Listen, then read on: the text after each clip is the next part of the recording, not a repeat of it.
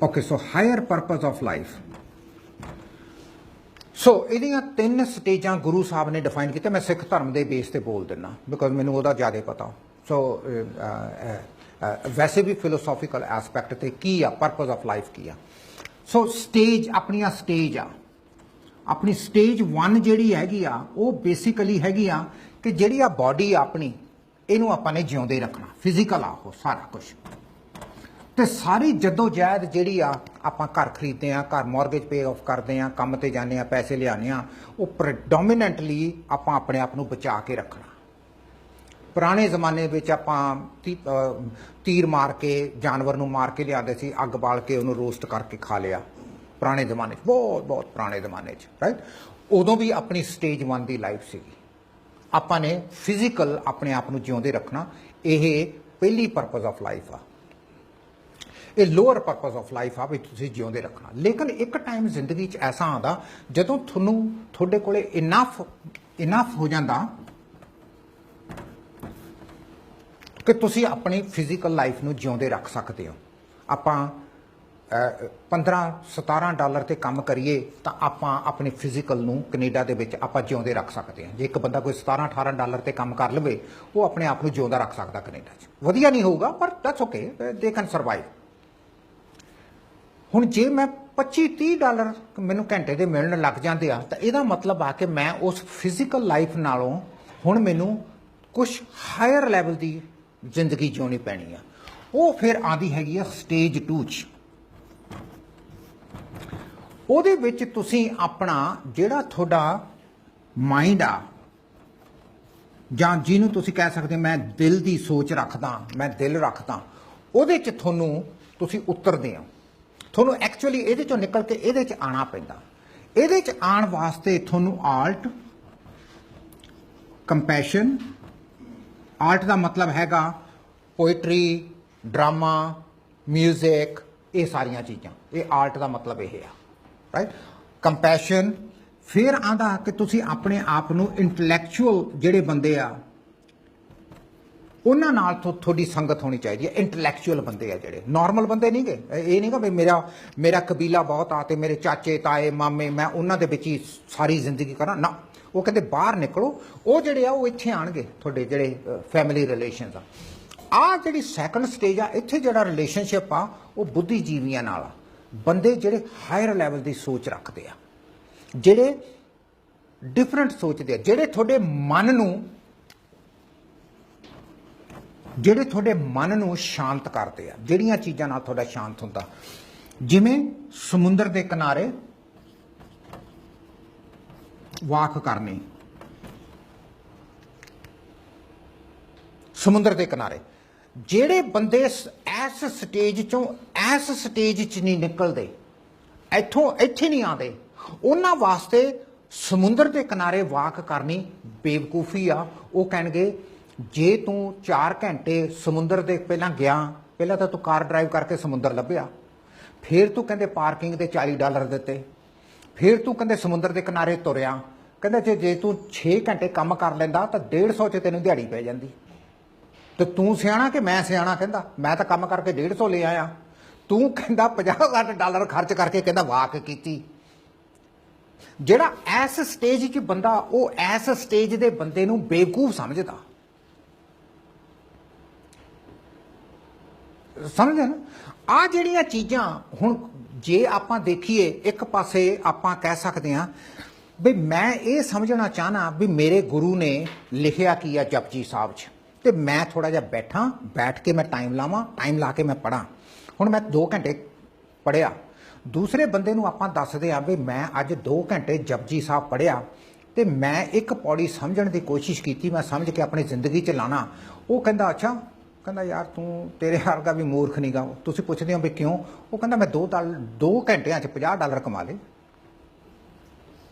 ਕਹਿੰਦਾ ਮੇਰੇ $50 ਕੰਮ ਆਣਗੇ ਤੇ ਤੂੰ ਕਹਿੰਦਾ ਜਪਜੀ ਸਾਹਿਬ 'ਚੋਂ ਕੀ ਕੱਢ ਲਿਆ ਓਏ ਸੋ ਜਿਹੜੀਆਂ ਤੁਸੀਂ ਐਕਟੀਵਿਟੀ ਇਸ ਸਟੇਜ 'ਚ ਕਰਦੇ ਹੋ ਉਹ ਇਸ ਸਟੇਜ ਵਾਲੇ ਬੰਦੇ ਤੁਹਾਨੂੰ ਪਾਗਲ ਸਮਝਦੇ ਆ ਹੁਣ ਜਦੋਂ ਤੁਸੀਂ ਇੱਧਰ ਆ ਗਏ ਤੁਸੀਂ ਕਹੋਗੇ ਮੈਂ ਡੌਰੀ ਨਹੀਂ ਲੈਣੀ ਮੈਂ ਨਹੀਂ ਕਹਿ ਬਿਲੀਵ ਕਰਦਾ ਰਾਈਟ ਕਿਉਂਕਿ ਤੁਸੀਂ ਹੁਣ ਸੈਕੰਡ ਸਟੇਜ 'ਚੋਂ ਆ ਜਿਹੜੇ ਬੰਦੇ ਇੱਥੇ ਸਟਕ ਆ ਉਹ ਤਾਂ ਤੁਹਾਨੂੰ ਪਾਗਲ ਸਮਝਣਗੇ। ਉਹ 25 ਲੱਖ ਮਿਲਦਾ, ਲੈ ਪਾਸੇ ਕਰ, ਕੀ ਤਕਲੀਫ ਆ ਤੈਨੂੰ? ਤੇਰੇ ਕਹੇ ਤੇ ਕਿਹੜਾ ਸਮਾਜ ਨੇ ਕੁਝ ਹੋ ਜਾਣਾ, ਤੂੰ ਲੈ ਕੇ ਆਪਣੇ ਮਤਲਬ ਕਿ ਆਪਣੇ ਮਾਪਿਆਂ ਨੂੰ ਦੇ ਦੇ। ਸੋ ਆ ਜਿਹੜੀ ਸਟੇਜ ਆ ਇਹ ਡਿਫਰੈਂਟ ਤੁਹਾਨੂੰ ਜ਼ਿੰਦਗੀ ਜਿਉਣ ਨੂੰ ਪਰਸਿਊ ਪੁਸ਼ ਕਰਦੀ ਆ। ਇਹਦੇ 'ਚ ਹੁਣ ਆਪਾਂ ਡਿਸਕ੍ਰਿਮੀਨੇਸ਼ਨ ਨਹੀਂ ਕਰਦੇ ਕਿਸੇ ਨਾਲ, ਆਪਾਂ ਡਿਸਕ੍ਰਿਮੀਨੇਸ਼ਨ ਨਹੀਂ ਕਰਦੇ ਇਸ ਸਟੇਜ 'ਚ। ਇਹਦੇ 'ਚ ਡਿਸਕ੍ਰਿਮੀਨੇਸ਼ਨ ਕਿਉਂਕਿ ਕਾਸਟ ਸਿਸਟਮ ਵੀ ਆ ਆਪਣੇ ਇੰਡੀਆ 'ਚ। ਆ ਸਟੇਜ 'ਚ ਜਦੋਂ ਤੁਸੀਂ ਸੋਚ, ਤੁਹਾਡਾ ਮਨ ਦੀ ਸੋਚ ਆ ਗਈ, ਤੁਸੀਂ ਕਹਿੰਦੇ ਹੋ ਵੀ ਨਹੀਂ ਮੈਂ ਕਿਸੇ ਨਾਲ ਵਿਤਕਰਾ ਨਹੀਂ ਕਰਨਾ। ਹੁਣ ਜਦੋਂ ਤੁਸੀਂ ਕਹੋਗੇ ਵੀ ਨਹੀਂ ਮੈਂ ਨਹੀਂ ਕਿਸੇ ਨਾਲ ਵਿਤਕਰਾ ਕਰਨਾ, ਮੈਂ ਤਾਂ ਜਿਹੜੇ ਸਾਡੇ ਪਿੰਡ ਦੇ ਗਰੀਬ ਆ ਮੈਂ ਤਾਂ ਉਹਨਾਂ ਨਾਲ ਬੈਠ ਕੇ ਰੋਟੀ ਖਾਣੀ ਆ, ਤੁਹਾਡੇ ਤਾਂ ਗੱਲ ਪੈ ਜਾਣਗੇ ਤੁਹਾਡੇ ਮਾਪੇ। ਉਹ ਕਹਣਗੇ ਦਿਮਾਗ ਖਰਾਬ ਆ, ਤੂੰ ਕਹਿੰਦੇ ਆ ਕੇ ਇੱਥੋਂ ਕੈਨੇਡਾ ਤੇ ਚਲੇ ਜਾਏਗਾ, ਰਹਿਣਾ ਤਾਂ ਸਾਰੀ ਉਮਰ ਇੱਥੇ ਹੀ ਆ, ਤੂੰ ਕਹਿੰਦਾ ਕੀ ਕਰੀ ਜਾਂਦਾ। ਸੁਣਿਆ ਇਹੋ ਜਿਹੀਆਂ ਗੱਲਾਂ ਵੀ ਹੁੰਦੀਆਂ ਆਪਣੇ ਪਿੰਡਾਂ 'ਚ ਹਨ। ਉਹ ਕਹਿੰਦੇ ਵੀ ਤੂੰ ਜਾ ਉੱਥੇ, ਤੂੰ ਐਵੇਂ ਇੱਥੇ ਮਹੀਨਾ ਕੁ ਵਾਸਤੇ ਰਹਿਣ ਆਇਆ ਤੇ ਸਾਡਾ ਇੱਥੇ ਤੂੰ ਕੰਮ ਨਾ ਜਾ ਨਾ ਖਰਾਬ ਕਰੀ। ਉਹ ਇਸ ਸਟੇਜ 'ਚੋਂ ਬਾਹਰ ਨਹੀਂ ਨਿਕਲਦੇ। ਸੋ ਹਾਇਰ ਪਰਪਸ ਆਫ ਲਾਈਫ ਹੈਗਾ ਕਿ ਤੁਸੀਂ ਸਟੇਜ 2 ਦੀ ਜ਼ਿੰਦਗੀ ਕ੍ਰੀਏਟ ਕਰ ਸਕਦੇ ਹੋ ਆਪਣੀ, ਜਿੱਥੇ ਤੁਹਾਨੂੰ ਸ਼ਾਂਤੀ ਮਿਲੇ। ਇੱਥੇ ਸ਼ਾਂਤੀ ਨਹੀਂ ਮਿਲ ਸਕਦੀ ਕਿਉਂਕਿ ਇੱਥੇ ਦੌੜ ਲੱਗੀ ਹੋਈ ਆ, ਕਿਤੇ ਪਹੁੰਚਣਾ, ਤੁਸੀਂ ਘਰ ਫਰੀ ਕਰਨਾ, ਬਿਜ਼ਨਸ ਸੈੱਟ ਕਰਨਾ, ਬੈਂਕ ਬੈਲੈਂਸ ਚਾਹੀਦਾ, ਇਲੈਕਸ਼ਨਾਂ ਲੜਨੀਆਂ, ਸਪੀਚਾਂ ਦੇਣੀਆਂ, ਰਾਈਟ। ਇੱਥੇ ਕਿਤੇ ਪਹੁੰਚਣਾ, ਇਹ ਸਟੇਜ 1 ਦੀ ਲੜਾਈ ਆ। ਆ ਸਟੇਜ 2 ਦੀ ਆ। ਇੱਥੇ ਹੁਣ ਤੁਹਾਨੂੰ ਪਤਾ ਵੀ ਤੁਹਾਡੇ ਕੋਲ ਹੈਗਾ, ਕੋਈ ਫਰਕ ਨਹੀਂ ਪੈਂਦਾ ਜੇ ਮੇਰਾ 2000 ਦਾ ਸਕੁਅਰ ਫੀਟ ਦਾ ਘਰ ਆ ਕੇ 1200 ਸਕੁਅਰ ਫੀਟ ਦਾ ਹੋ ਸਕਦਾ, ਮੈਂ ਅਪਾਰਟਮੈਂਟ 'ਚ 700 ਸਕੁਅਰ ਫੀਟ ਹੀ ਹੋਵੇ ਮੇਰਾ, ਪਰ ਮੈਂ ਕੰਫਰਟੇਬਲ ਹਾਂ ਜਿੱਥੇ ਵੀ ਹੈਗਾ, ਮੈਂ ਕੰਫਰਟੇਬਲ ਹਾਂ। This is fine with me. ਹੁਣ ਮੇਰੇ ਨਾਲ ਗੱਲ ਕਰੋ ਵੀ ਕੋਈ ਬੁੱਧੀਜੀਵੀ, ਕੋਈ ਸੁਰਜੀਤ ਪਾਤਰ ਆਇਆ ਕਿਤੇ ਆਪਣੀ ਪੋਇਟਰੀ ਪੜ੍ਹਨ, ਮੈਂ ਉਹਨੂੰ ਸੁਣਨ ਜਾਊਂਗਾ, ਵਰਸੇਜ਼ ਕਿ ਮਿਸ ਪੂਜਾ ਆਈ ਆ ਮੈਂ ਉਹਨੂੰ ਸੁਣਨ ਜਾਊਂਗਾ। ਡਿਪੈਂਡ ਕਰਦਾ, ਇੱਥੇ ਡਿਫਰੈਂਟ ਥਾਟਸ, ਫੀਲਿੰਗਸ ਤੇ ਲਾਈਕਿੰਗਸ ਆ, ਇੱਥੇ ਡਿਫਰੈਂਟ। ਫਿਰ ਇੱਕ ਥਰਡ ਸਟੇਜ ਆਉਂਦੀ ਆ। ਸੋ 3 ਸਟੇਜਾਂ। ਉੱਥੇ ਤੁਹਾਡੀ ਆਤਮਾ ਦੀ ਪੂਰਤੀ ਹੁੰਦੀ ਆ, ਇੱਥੇ ਮਨ ਦੀ ਪੂਰਤੀ ਹੁੰਦੀ ਆ, ਇੱਥੇ ਸਰੀਰ ਦੀ ਪੂਰਤੀ ਹੁੰਦੀ ਆ, ਆ ਸਰੀਰ ਦੀ ਆ ਮਨ ਦੀ ਆ, ਇੱਥੇ ਆਤਮਾ ਦੀ ਪੂਰਤੀ ਹੁੰਦੀ ਆ। ਇਹ ਬਹੁਤ ਹੀ ਹਾਇਰ ਲੈਵਲ ਦੀ ਕੌਨਸ਼ੀਅਸ ਆ ਜਦੋਂ ਤੁਸੀਂ ਖੁਦ ਇੰਟੈਲੈਕਚੁਅਲ ਬਣਦੇ ਆ, ਜਦੋਂ ਤੁਹਾਡੇ ਅੰਦਰ ਵਿਤਕਰਾ ਖਤਮ ਹੋ ਜਾਂਦਾ। ਸੋ ਇੱਥੇ ਤੁਸੀਂ ਪਰਫੈਕਟ ਪਹਿਲੀ ਵਾਰੀ ਜ਼ਿੰਦਗੀ ਦੇ ਵਿੱਚ ਤੁਸੀਂ ਡਿਸਕ੍ਰਿਮੀਨੇਸ਼ਨ ਖਤਮ ਕਰਦੇ ਹੋ। ਡਿਸਕ੍ਰਿਮੀਨੇਸ਼ਨ ਤੋਂ ਭਾਵ ਹੈਗਾ ਦਵੰਦ ਦਾ, ਜਾਨੀ ਡਾਈਕੋਟਮੀ, ਇੰਗਲਿਸ਼ 'ਚ ਦਵੰਦ ਨੂੰ ਕਹਿੰਦੇ ਆ ਡਾਈਕੋਟਮੀ। ਆਹ ਖਤਮ ਕਰਦੇ ਹੋ। ਹੁਣ ਜੇ ਆਪਾਂ ਗੁਰੂ ਸਾਹਿਬ ਨੂੰ ਦੇਖੀਏ, ਉਹਨਾਂ ਦੀ ਜ਼ਿੰਦਗੀ ਦੇਖੀਏ, ਉਹਨਾਂ ਨੇ ਆਹ ਦਵੰਦ ਤੇ ਡਿਸਕ੍ਰਿਮੀਨੇਸ਼ਨ ਕਿਵੇਂ ਖਤਮ ਕੀਤਾ। ਆਪਣਾ 10ਵੇਂ ਗੁਰੂ ਦੀ ਆਪਾਂ ਐਗਜ਼ਾਮਪਲ ਲਈਏ, ਲੜਾਈ ਹੋਣੀ ਸੀ, ਲੜਾਈ ਹੋ ਰਹੀ ਆ, ਉਹਨਾਂ ਨੇ ਇਹ ਨਹੀਂ ਦੇਖਿਆ ਵੀ ਮੇਰਾ ਮੁੰਡਾ ਜਾਊਗਾ ਕਿ ਨਹੀਂ ਜਾਊਗਾ, ਉਹਨਾਂ ਨੇ ਕਿਹਾ ਵੀ ਗੈਟ ਰੈਡੀ ਐਂਡ ਨਾਓ ਤੇਰਾ ਜੱਥਾ ਜਾ ਰਿਹਾ 5 ਬੰਦਿਆਂ ਦਾ, ਰਾਈਟ। ਉਹਨਾਂ ਨੇ ਇਹ ਕੋਈ ਡਿਸਕ੍ਰਿਮੀਨੇਸ਼ਨ ਨਹੀਂ ਕੀਤਾ ਕਿਸੇ 'ਚ, ਉਹਨਾਂ ਦੀ ਕੋਈ ਡਾਇਕੋਟਮੀ ਨਹੀਂ ਸੀ। ਕਿਉਂ? ਕਿਉਂਕਿ ਉਹ ਇਸ ਲੈਵਲ ਤੇ ਵੀ ਨਹੀਂ ਸੀ, ਐਸ ਤੇ ਵੀ ਨਹੀਂ ਸੀ, ਉਹ ਇੱਥੇ ਆ ਚੁੱਕੇ ਸੀ। ਉਹਨਾਂ ਨੂੰ ਹੁਣ ਡਿਸਕ੍ਰਿਮੀਨੇਸ਼ਨ ਨਹੀਂ ਲੱਗਦਾ, ਆਪਣੇ ਪਰਾਏ 'ਚ ਕੋਈ ਫਰਕ ਨਹੀਂ, ਸਾਰੇ ਇੱਕੋ ਜਿਹੇ। ਤਾਂ ਉਹ ਕਹਿੰਦੇ ਸੀ ਵੀ ਲੈ ਜੇ ਮੇਰੇ ਕਹਿੰਦਾ 4 ਮਰ ਗਏ ਤਾਂ ਮੇਰੇ ਤਾਂ ਕਹਿੰਦਾ ਲੱਖਾਂ ਹੀ ਹੋਰ ਹੈਗੇ ਆ। ਉਹ ਜਿਹੜੀ ਸੋਚ ਆ ਕਿੱਥੋਂ ਆਉਂਦੀ ਆ? ਉਹ ਹਾਇਰ ਪਰਪਸ ਆਫ ਲਾਈਫ 'ਚੋਂ ਆਉਂਦੀ ਆ। ਫਿਰ ਤੁਹਾਡਾ ਪਹਿਲੀ ਵਾਰੀ ਜ਼ਿੰਦਗੀ ਦੇ ਵਿੱਚ ਪਿਆਰ ਹੁੰਦਾ, ਤੁਸੀਂ ਮੋਹ ਟੁੱਟਦਾ। ਆਹ 2 ਸਟੇਜਾਂ ਦੇ ਵਿੱਚ ਤੁਹਾਡਾ ਮੋਹ ਆ, ਆਹ ਸਟੇਜ ਦੇ ਵਿੱਚ ਤੁਹਾਡਾ ਪਿਆਰ ਪੈਂਦਾ, ਰੀਅਲ ਪਿਆਰ ਪੈਂਦਾ।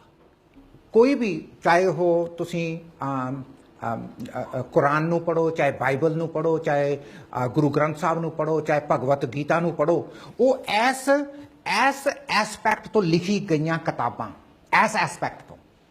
ਉਹਨੂੰ ਜਦੋਂ ਆਪਾਂ ਐਸ ਸਟੇਜ 'ਚ ਪੜ੍ਹਦੇ ਹਾਂ, ਆਪਾਂ ਕਹਿੰਦੇ ਯਾਰ ਸਮਝ ਹੀ ਨਹੀਂ ਆਇਆ, ਆਈ ਡੋਨਟ ਨੋ ਕੀ ਲਿਖਿਆ ਹੋਇਆ, ਪਤਾ ਹੀ ਨਹੀਂ ਹੈ ਕੀ ਲਿਖਿਆ। ਉਹਨੂੰ ਸਮਝਣ ਵਾਸਤੇ ਆਪਾਂ ਨੂੰ ਐਸ ਸਟੇਜ 'ਚ ਉਤਰਨਾ ਪੈਂਦਾ। ਉਹਨੂੰ ਕਹਿੰਦੇ ਆਪਾਂ ਹਾਇਰ ਪਰਪਸ ਆਫ ਲਾਈਫ।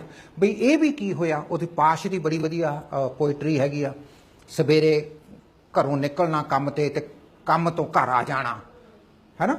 ਵੀ ਇਹੀ ਤਾਂ ਜ਼ਿੰਦਗੀ ਨਹੀਂ ਨਾ, ਵੀ ਇੱਥੋਂ ਸਵੇਰੇ ਉੱਠਿਆ ਕੰਮ ਤੇ ਚਲੇਗਾ, ਕੰਮ ਤੋਂ ਫਿਰ ਘਰ ਆ ਗਿਆ ਤੇ ਫਿਰ ਪੈ ਗਏ। ਉਹਨੇ ਵੀ ਹਾਇਰ ਪਰਪਸ ਦੀ ਗੱਲ ਕੀਤੀ ਆ ਵੀ ਆਹ ਜਿਹੜੀਆਂ 3 ਸਟੇਜਾਂ, ਇਹਦੇ ਵਿੱਚ ਦੀ ਆਪਾਂ ਨਿਕਲਣਾ ਕਿਵੇਂ ਆ। ਜੇ ਆਪਾਂ ਇਹਦੇ ਵਿੱਚ ਦੀ ਨਿਕਲ ਆਈਏ ਨਾ ਇੱਕ ਵਾਰੀ, ਦੈਨ ਵੀ ਕੈਨ ਸੇ ਹਾਂ ਇੱਥੇ ਵੀ ਤੁਹਾਨੂੰ ਬਹੁਤ ਜ਼ਿਆਦਾ ਸ਼ਾਂਤੀ ਮਿਲ ਜੂ। ਤੁਹਾਨੂੰ ਬਾਲੇ ਬੰਦੇ ਇੱਥੇ ਕਹਿਣਗੇ ਨਹੀਂ ਇਸ ਸਟੇਜ 'ਚ ਜਦੋਂ ਤੁਸੀਂ ਪਹੁੰਚ ਜਾਂਦੇ ਹੋ ਕਿ ਤੂੰ ਯਾਰ ਵੱਡਾ ਘਰ ਲੈ ਲਾ, ਤੁਸੀਂ ਕਹੋਗੇ ਨਹੀਂ ਮੈਂ ਬਿਲਕੁਲ ਠੀਕ ਹਾਂ, ਤੁਹਾਡੇ ਤੇ ਅਸਰ ਨਹੀਂ ਹੋਊਗਾ। ਇਸ ਸਟੇਜ ਤੇ ਜੇ ਤੁਹਾਨੂੰ ਕੋਈ ਕਵੇ ਯਾਰ ਤੈਨੂੰ 40 ਸਾਲ ਹੋ ਗਏ ਕੈਨੇਡਾ ਆਇਆ ਨੂੰ, ਘੱਟੋ ਘੱਟ ਤੂੰ 5-6 ਹਜ਼ਾਰ ਸਕੁਅਰ ਫੀਟ ਦਾ ਘਰ ਤਾਂ ਹੋਣਾ ਚਾਹੀਦਾ ਸੀ ਨਾ, ਤੇ ਤੁਹਾਨੂੰ ਪਿੰਚ ਕਰੂਗਾ ਯਾਰ ਵਾਕਿਆ ਹੋਣਾ ਚਾਹੀਦਾ ਸੀਗਾ, ਕਿਉਂਕਿ ਮੈਨੂੰ 40 ਸਾਲ ਹੋ ਗਏ, ਜਿਹੜਾ ਬੰਦਾ 10 ਸਾਲ ਪਹਿਲਾਂ ਆਇਆ ਉਹ ਲਈ ਬੈਠਾ ਏਡਾ ਵੱਡਾ ਘਰ ਤਾਂ ਜਿੰਨਾ ਮੇਰਾ। Then you get pinched. ਇਸ ਜਗ੍ਹਾ ਤੇ ਤੁਹਾਨੂੰ ਪਿੰਚ ਨਹੀਂ ਹੁੰਦਾ, ਨੋਬਡੀ ਕੇਅਰਸ।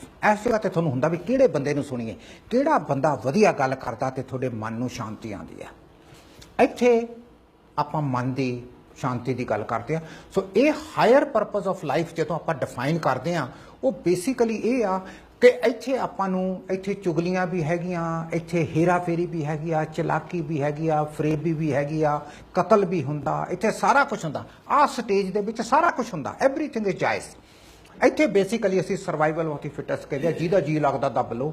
ਕੋਈ ਕਿਸੇ ਦੀ ਜ਼ਮੀਨ ਦੱਬੀ ਬੈਠਾ, ਕੋਈ ਕਿਸੇ ਦਾ ਘਰ ਦੱਬੀ ਬੈਠਾ, ਕੋਈ ਕੁਛ ਕਰੀ ਜਾਂਦਾ। ਉਹ ਇਸ ਸਟੇਜ, ਜਦੋਂ ਤੁਸੀਂ ਇਸ ਸਟੇਜ ਤੇ ਆਉਂਦੇ ਹੋ ਤੁਹਾਨੂੰ ਕੋਈ ਇੰਟਰਸਟ ਨਹੀਂ ਹੁੰਦਾ, you are not concerned with any of this.